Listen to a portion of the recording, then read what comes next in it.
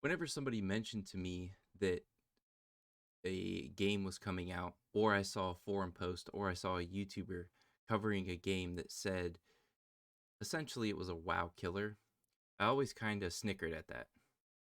I never took that really all that seriously, and I still don't, because the game itself is what kills itself. If bad decisions are made on the game and people don't like it, they move on to the next thing, they move on to something else. So when I see somebody says that one game's going to be the killer of another game, I'm like, no, that's not what's going to happen. You have a dedicated fan base to that game no matter what happens with that game. So there will always be a group of people that are dedicated to that game that will never change unless uh, the company itself decides that they're just not making enough money and they shut the game down. Like there's been so many games that I've seen that got shut down, but there were still people that were very saddened by that and still played that game religiously and were very upset. I mean, the one that stands out in my mind the most was back when they shut down the original RuneScape. There were some people that were borderline devastated by that. They played that game for so many years, and they were truly upset by the fact that they couldn't play that game anymore. And luckily, they did things to, revive it and stuff like that. Things happened. But anyway, the whole point is I don't see one game as killing another game. I see it as the player finding something in the game that is an upgrade to the previous game.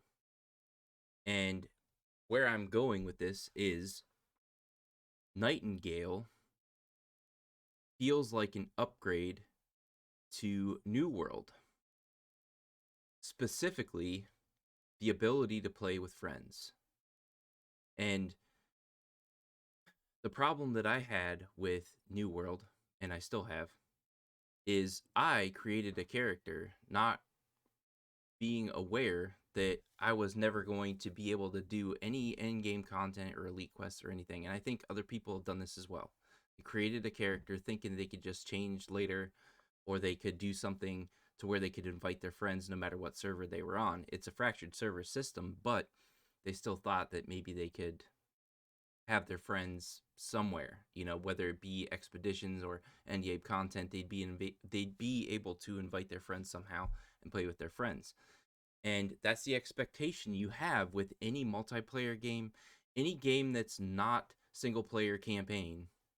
You have the expectation to at least be able to play with one other friend. And you do have that here with New World, but you have to choose your server specifically. That was what I wrote in my review on Steam for New World is the game's lots of fun, but you have to really pay attention to what server you pick, because if you pick a server that you can't play with your friends on, then you're going to have to use your token to transfer to a place where some of your friends are, but you're not going to be able to play with all the friends that you're going to want to play with. You're going to have to pick and choose and decide what friends you want to play with on this game. And I think that left a bad taste in a lot of people's mouths. And that was one of the big reasons why a lot of people left this game, because they couldn't play with anybody they wanted to whenever they wanted to. And that's what you would think you would have with an MMORPG. And I think that's why other games have kind of died off in the past, or at least have severely reduced in player population, because they couldn't play with everybody because it was a fractured server and you had to be on that specific server. And so I look at Nightingale and I hear that they are going with something kind of, from what I'm getting from it, they're going with a fractured server type of setup where you are in somewhere and you have to survive and craft and do all the stuff of a survival crafting game and whatnot, but you can invite your friends there. They can see what you're doing, and like they can play. Anybody can play with anybody else in this game. That is a big upgrade from New World. And so these games that come out and they're in an unpolished state or unfinished or whatever, that is an opening like, I don't know if they realize this, but it's an opening for another game to come down the line that improves on this or makes this better or is a substantial upgrade to the experience that you have to deal with or try to forget about while you're playing this game. And then you see this game, you're like, "Oh my gosh, I can play with anybody I want to play with." Then yeah, let's go. Let's get on there. Let's make this happen. And that's all I'm really saying. Nightingale looks amazing. I don't know that this game is for everybody, and it's kind of a loose comparison to New World because Nightingale looks like it's going to be in first person, New World is in third person, so I see people going to other games after New World besides Nightingale cuz there are people out there where the first person perspective isn't their type of game.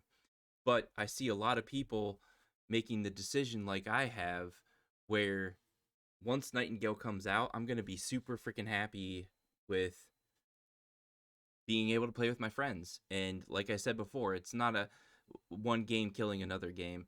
It's the poor decisions of the company itself making it to where this game, Nightingale, looks like an upgrade in one specific way at least.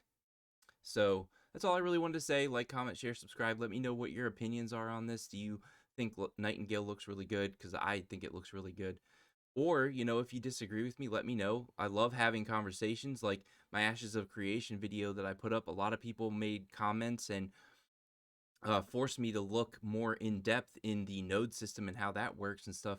And I actually learned some things about Ashes of Creation that nobody ever like led me on the path to discover. So that was really cool. I really enjoyed the comments and reading them and responding to them, and everybody being really nice on my channel. Like they're not attacking me for not knowing certain things. I love that, and I want to continue that with this video. So yeah, let me know what you guys think. I'd love to hear from you guys. And I'll see you guys on the next one, all right? Later.